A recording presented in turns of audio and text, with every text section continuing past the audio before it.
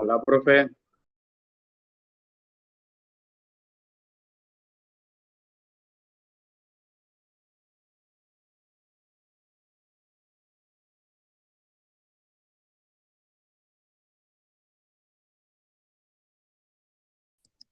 Vamos a empezar entonces nuestra clase del día de hoy y voy a empezar a compartirles las diapositivas de este día. Igual que cualquier duda, cualquier pregunta que tengan, pues estoy yendo muy rápido, igual me avisan, ¿listo?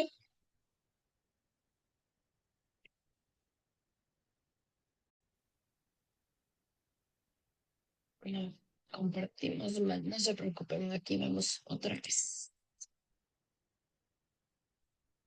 Correcto, entonces, el día de hoy vamos a ver las relaciones entre los seres vivos y su entorno. La semana anterior, bueno, la clase anterior habíamos podido definir a qué hace referencia esta parte de los seres vivos y qué es lo que necesitan. Entonces, bueno, debemos comprender primero que los seres vivos están en un ambiente y necesitan en general de aire, de agua, de tierra y de alimentos que tomamos de la naturaleza mismo y que los seres vivos convivimos en un medio ambiente a lo cual llamamos ecosistemas, ¿no es cierto? Eso habíamos visto también la clase anterior, que un ser vivo necesita también de la convivencia y de esa convivencia salen también los ecosistemas. Entonces, ¿qué es un ecosistema? Un ecosistema es algo que está formado por un conjunto de seres vivos y por un conjunto obviamente que es variado también. No solo hablamos de solo animales o solo plantas, sino de un conjunto de seres vivos y que además necesitan de cosas que lo rodean como el agua, el aire y el suelo y las relaciones estrechas que existen entre ellos. Entonces, por ejemplo, debemos ser conscientes de que para que exista un ecosistema necesitamos de seres vivos y también de estas cosas fundamentales que son el aire, el agua, el suelo, entre algunas otras más.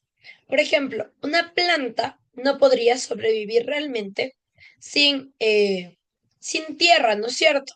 Las plantas necesitan de tierra para poder sobrevivir y necesitan de agua también. Existen algunas especies que tal vez no necesitan agua, pero todas necesitan de tierra. Y dependiendo de las plantas también a las que nos hacemos referencia, pues tal vez necesitan de mucha agua. Tenemos plantas acuáticas, ¿no es cierto? Como las algas. Pero aún así, esas están en el fondo del mar, las podemos ver que están arraigadas a una tierra y que de ahí toman, pues también sus alimentos. Entonces, un ecosistema es el resultado de una comunidad, ¿ok? De un conjunto de organismos que interactúan entre ellos y con su entorno. Por ejemplo, si vemos este ecosistema de aquí que tenemos como ejemplo en esta parte de aquí, ¿qué nomás ustedes pueden observar en este pequeño ecosistema que está aquí, en este cuadrado que está aquí?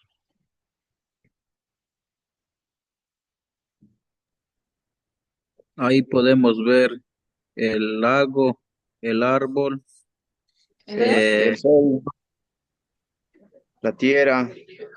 Hay tierra, hay un lago, hay un árbol, correcto. Aunque se ve poquito por aquí, aquí tenemos también algunos animales, unos peces, por acá está una rana. Entonces podemos ver que un ecosistema es el conjunto de seres que interactúan entre sí con seres vivos y también con seres no vivos, porque necesitamos de esa interacción también. Eso entonces es un ecosistema y hay obviamente relaciones que existen entre ellos. Volvemos al ejemplo, tenemos aquí un árbol que requiere de agua, ¿verdad? Tenemos animales también que requieren de agua, tanto como para vivir, como también para su consumo. Sin eso no podríamos sobrevivir. Por eso es una comunidad que interactúa entre sí. Eso es a lo que hacemos referencia cuando hablamos de un ecosistema. Ahora, dentro del ecosistema existen algunas relaciones, ¿ok? Y hoy vamos a hablar de esas, de en cuanto son las relaciones intraespecíficas, ¿ok? Entonces vamos a hablar A ver, ¿qué sería esta palabra intraespecíficas? Intraespecíficas hace referencia a que son relaciones de individuos de una misma especie. ¿Está bien? Entonces hablamos de relaciones intraespecíficas cuando estamos hablando de individuos de una misma especie. Y dentro de estas relaciones intraespecíficas estamos hablando de una cooperación o también de una competencia. Esa es la clasificación que tenemos. Dentro de las relaciones intraespecíficas, es decir, que son de una misma especie, existe la cooperación y también la competencia. Cuando hablamos de cooperación, hablamos de obtener entre esa especie un beneficio específico. Y cuando hablamos de competencia, esto se da cuando hay individuos de una misma especie que están en una competencia, tal vez puede ser por supervivencia, por reproducción o por dominancia. Ahí existe esta competencia. Vamos a hablar primero de esta parte de competencia, ¿listo? Que es un poco más sencilla. Dentro de esta competencia, una misma especie puede competir entre ellos para tener dominancia, por ejemplo, sobre un territorio. Entonces, los animales que viven, por ejemplo, en manada buscan su territorio y muchas veces los líderes de la manada compiten entre ellos para quedarse con ese territorio. También existe competencia entre la misma especie por reproducción. Hemos visto nosotros, por ejemplo, que existen pajaritos, ¿verdad? Que compiten entre ellos y que tratan de conquistar a la hembra a través de bailes, a través de sonidos, pero compiten entre ellos para poder reproducirse. Y de ahí obviamente queda un ganador y ese ganador es el que se reproduce. Ahí existe esta relación de competencia y obviamente también de supervivencia. En muchos de los casos, entre las especies, pues huyen de un depredador. Y eso ya estamos hablando de supervivencia. Y en esta competencia, pues obviamente unos sobreviven y otros no. A eso hacemos referencia con estas relaciones intraespecíficas de competencia. Ahora, vamos a ver a qué hacemos referencia con estas relaciones intraespecíficas de cooperación. Dentro de esto tenemos otra clasificación más, ¿ok? Como son la colonia, las familiares, las gregarias y las estatales. Esta es la clasificación que tenemos aquí. Cuando hablamos de una colonia, estamos hablando de una estrecha colaboración en cuanto y la inclusión de la individualidad. Entonces, cuando hablamos de una colonia, es donde varios seres vivos se unen para hacer algo. Por ejemplo, una colonia de corales. Los corales que viven necesitan estar interrelacionados entre ellos para poder sobrevivir. A eso hace parte esta relación intraespecífica de las colonias. Hay una colaboración funcional, ¿ok? Y los corales, por ejemplo, no son individuales, sino que viven sí o sí en colonia. Necesitan unos de otros para poder sobrevivir y por eso habla de esta cesión de individualidad. O sea, rechazan ser uno solo para poder vivir en una colonia y obviamente de esta manera preservar la especie. A eso hace referencia, ¿listo? Dentro de esta relación intraespecífica de cooperación, también tenemos esta relación familiar, es decir, una relación de parentesco que pues también entra por aquí una parte de cuidado. Por ejemplo, dentro de estas familias estamos hablando de una relación entre las aves y las guacamayas. Las guacamayas son, por ejemplo, una especie de aves. Sin embargo, siguen siendo aves, ¿verdad? Entonces, dentro de esto entra esta clasificación que nosotros tenemos en cuanto a aves, en cuanto a mamíferos, en cuanto a marsupiales, que usamos como para dividirlos, ¿ok? También tenemos dentro de esta parte las relaciones de cooperación gregarias, en donde puede no existir una relación de parentesco que puede ser transitoria y que garantiza el éxito en procesos de orientación o de migración. Entonces, en esta parte no existe una relación de parentesco como por ejemplo en las familiares, pero garantizan justamente un éxito en un proceso específico. Aquí hablamos, por ejemplo, de las aves migratorias. Existen muchos tipos de aves que durante un tiempo específico del año, ¿no es cierto?, realizan un proceso de migración, es decir, van de un lugar a otro y lo hacen sin necesariamente ser exactamente de la misma especie. Todas las aves en esa temporada pues elevan vuelo y van de un lugar a otro, ¿ok? Después también tenemos esta parte de lo que es la cooperación estatal.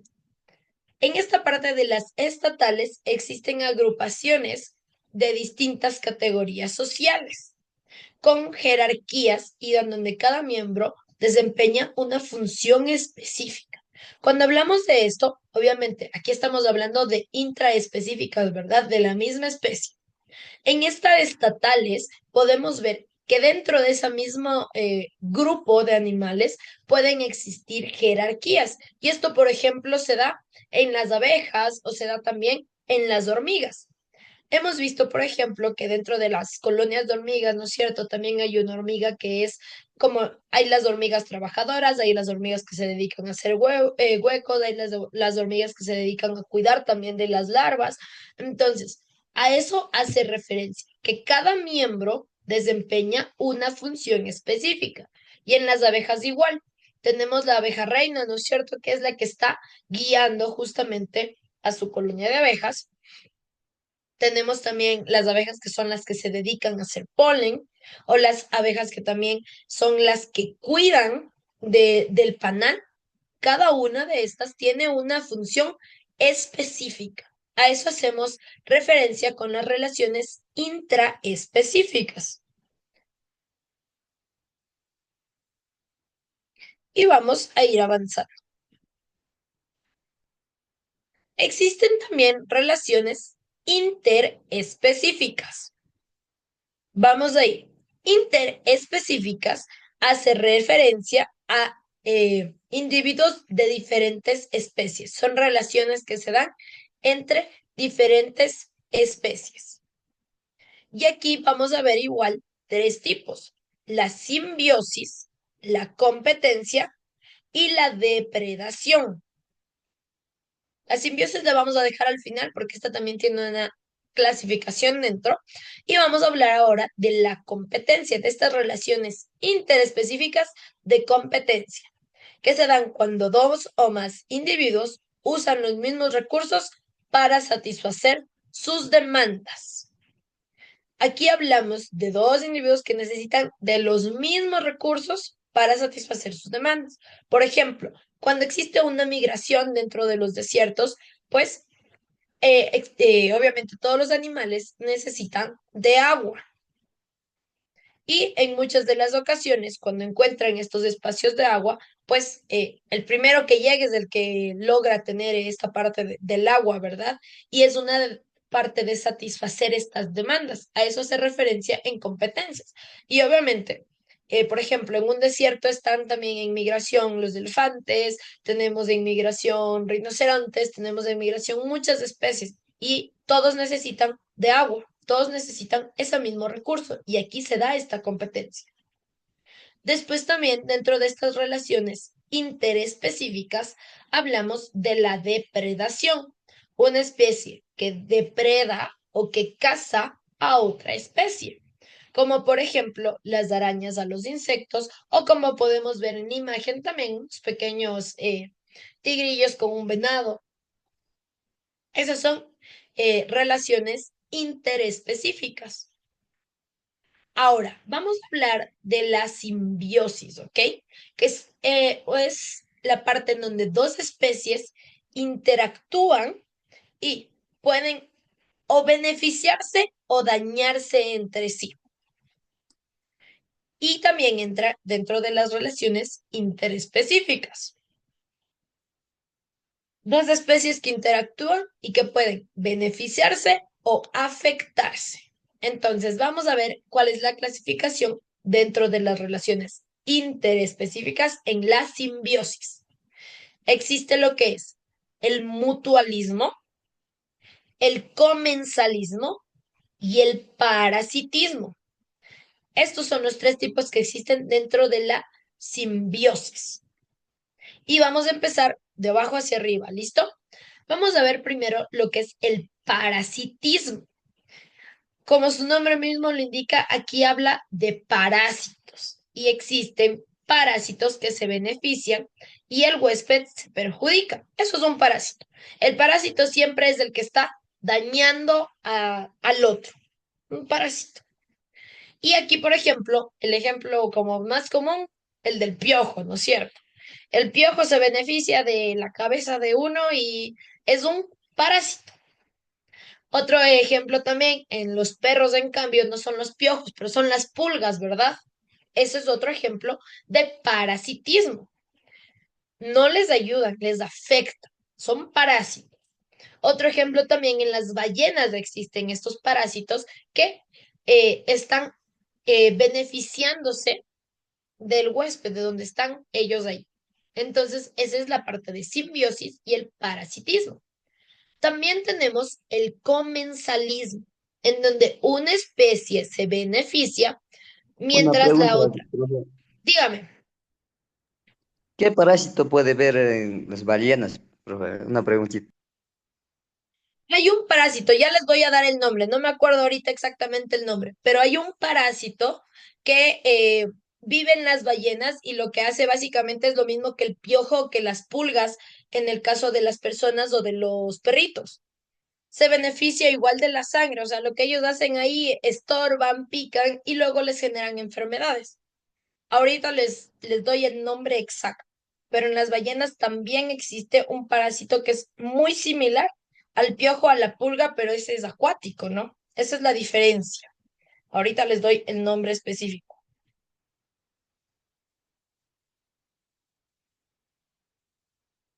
Es un piojo de ballena. Básicamente, tiene el mismo nombre, es un piojo de ballena. Y tiene la misma función, aunque las ballenas no tienen pelaje, ¿verdad?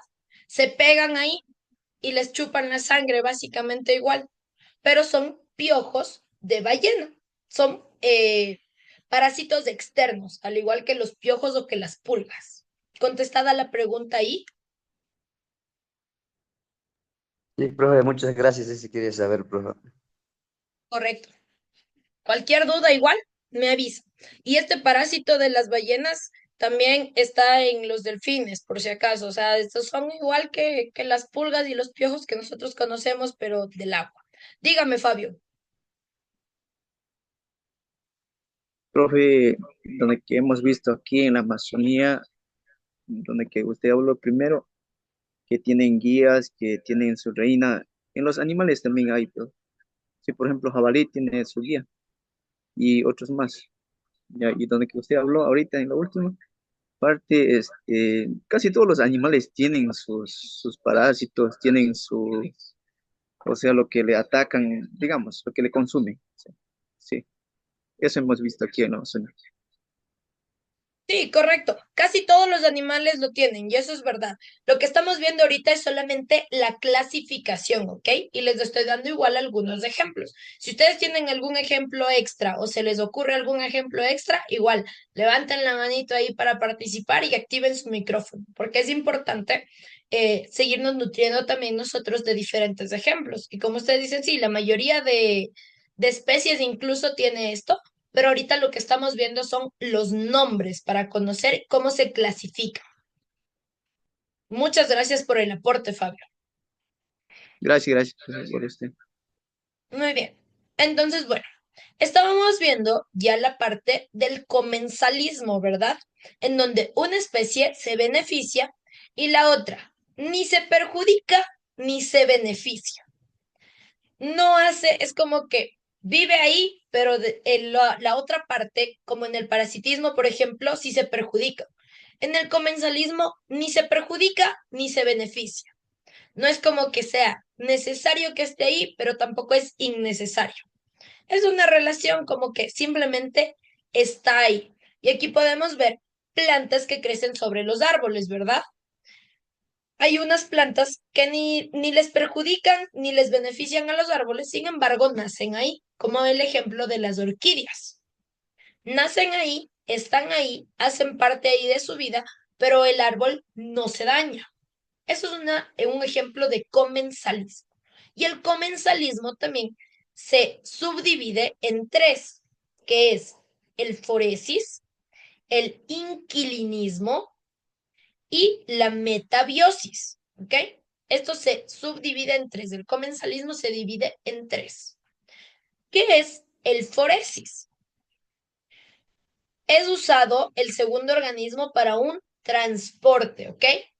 Ni se beneficia ni se perjudica, solamente lo utilizan como por un momento. Y aquí podemos ver el ejemplo del tiburón y la rémora.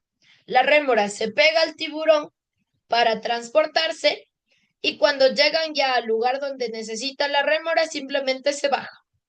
Pero al tiburón no le pasa nada, ni le hace bien ni le hace mal. Tampoco es que le haga mucho peso, solamente se le pega para que le ayude con el transporte y cuando llega se baja. ¿Ustedes conocen algún otro ejemplo de foresis, de algún animal que haga eso mismo? Que se pegue, solamente se beneficia del transporte y se baja. A eso hace referencia el foresis. Les ayuda en el transporte. ¿Listo? Después también hablamos del inquilinismo. Dentro del inquilinismo, el segundo organismo se hospeda dentro del primero. Hoy por ahí me están rayando la pantalla. Por favor, no hagamos dibujitos de encima de las diapositivas. Listo. Dentro del inquilinismo podemos hablar, por ejemplo, de el loro y la palma de cera. El loro vive en la palma de cera, pero el árbol o la palma no le pasa nada, ni se beneficia, ni se perjudica. Esto es un ejemplo de inquilinismo. Y normalmente estos ejemplos de inquilinismo en la naturaleza lo vemos relacionados más entre los animales y las plantas, sobre todo en los árboles, ¿verdad? A esto se llama así, inquilinismo. Y por último, tenemos el ejemplo de metabiosis, en donde el segundo organismo usa algo del primero. Entonces, tenemos los cangrejos ermitaños que utilizan el caparazón de los caracoles, pero a los caracoles ni les beneficia ni les perjudica porque son caparazones que ya no utilizan, pero los cangrejos ermitaños lo buscan como caza. Por eso es tan fácil cambiar, incluso cuando los cangrejos ermitaños van creciendo, lo que hacen es buscar otro caparazón. No es que el caparazón es parte de ellos, sino que ellos buscan eso para poder vivir. Ese es un ejemplo de metabiosis. ¿Se les ocurre algún otro ejemplo extra de metabiosis por ahí? Que utilizan algo del otro, pero ni les perjudica ni les beneficia. ¿Ok? Eso es en cuanto a la clasificación del comensalismo. Y como ya mismo se nos acaba esta reunión, nos vamos a volver a conectar para poder continuar con la clase. ¿Listo? Cerramos aquí esta parte y regresamos para seguir con la clase. ¿Listo?